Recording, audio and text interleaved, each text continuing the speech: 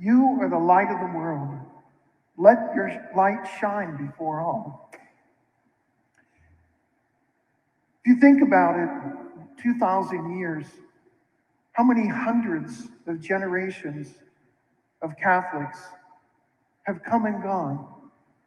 How many generations of priests over 2,000 years? We're the guardians of, not the galaxy, but the guardians of the faith, the deposit of faith. It always strikes me whenever someone comes and says that they want to be a godparent. And often they'll request somebody to be a godparent because they're a really nice person. And they're friendly and they're generous, but they don't go to church. And so when the person comes in, you have them fill out the paperwork that says, if I'm married in the church, and I have basically a good lifestyle, and I practice my faith, and I contribute to the church. And they have to sign off on that. And often when they come, I'll talk to them and I'll say, how often do you go to church? And there's this silence. Well, as often as I can. Okay, let's play Price is Right. Do you go every Sunday? Do you go once a month? Do you go Christmas and Easter? And oftentimes it's an opportunity for people to be drawn back to the church. Because if they really, really want to be a godparent, I'll say, do you promise me you're going to start to go to church regularly?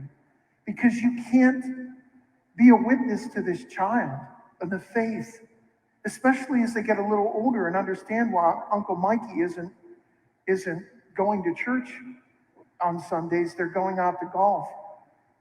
Or Uncle Mark is working on the car instead of going to church. We're called to be witnesses. And then I'll say to them, you don't want me to lie, do you? To say that you're practicing the faith and you're a good witness, and if something, God forbid, happens to those parents, that you'll bring them up in the faith. Because you can't say to kids, do as I say, not as I do. Because it doesn't work. Kids learn from example and by watching us. And I tell the people that I know it's a tough standard, and there's lots of other things to do in our world, but there's nothing we can do that's more important than coming to church, receiving the Eucharist.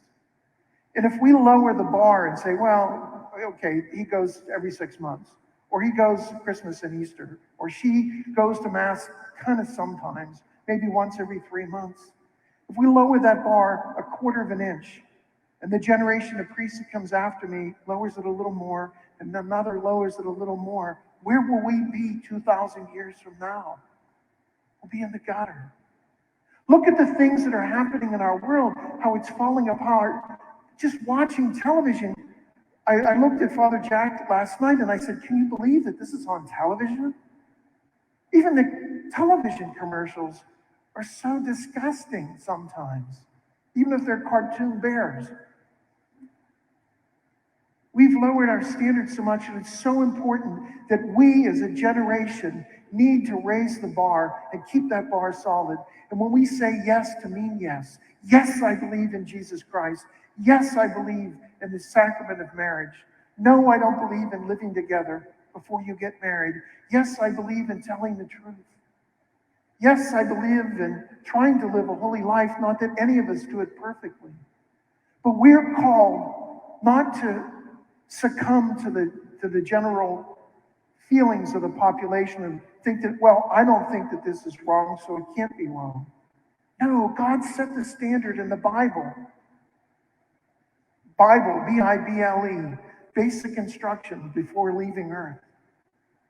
We're called to follow those directions to the T and to teach others to do the same. And it's easy to be a Christian for the most part when everything's going well, you've got a good job and you're healthy and you're well rested. But it's when we're tired, when we're sick, when we're disgusted, that's when it makes so much more difference for us to hold that banner high, to hold that standard, that light high, to be the light on the hill,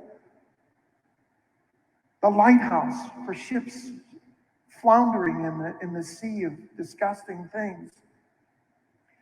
And it's so important that people look at us and say, that person must be a Christian. That person must be Catholic. I can tell by the way they talk. I tell them by the way that they act. There's an old story. Once upon a time, an old man was at a traffic light and he was fussing with the radio, and the light turned green and he didn't go right away. And the guy behind him was really, really in a hurry, blared on the horn and blared on the horn. The man got all excited and he stalled the car and he's trying to get it started and he flooded it and it wouldn't start. And all of a sudden the light turns yellow and he gets it running and leaves it, not in time for the guy behind him to get through the light. Now he's screaming and swearing at this man. All of a sudden he hears a siren. A police car pulls up behind him. Police officer gets out, knocks on the window and says, "License and registration, please." "Officer, what do you..." "License and registration, please." "But officer, what did I do?" "License and registration, please." He gets a license and registration, goes out, seems like an eternity, comes back, hands it back to him and said, "I'm very sorry for delaying you." He said, "Well, officer, what was wrong? Why did you stop me?" He said, "Well, I heard you screaming those obscenities of the person in front of you. I couldn't believe my ears. And then I saw that little fish with a cross in the middle of it on the back of your bumper. And I saw that sticker that said, 'God is my co-pilot and Jesus saved.' And I was sure someone had stolen your car." We have to live our lives in such a way that we are that light on the hill, that we're the banner that proclaims Jesus Christ is Lord, and he always will be. And if we live our lives according to that banner, according to that Bible, one day we'll transform our world into the kind of world that God would truly be proud to call his own.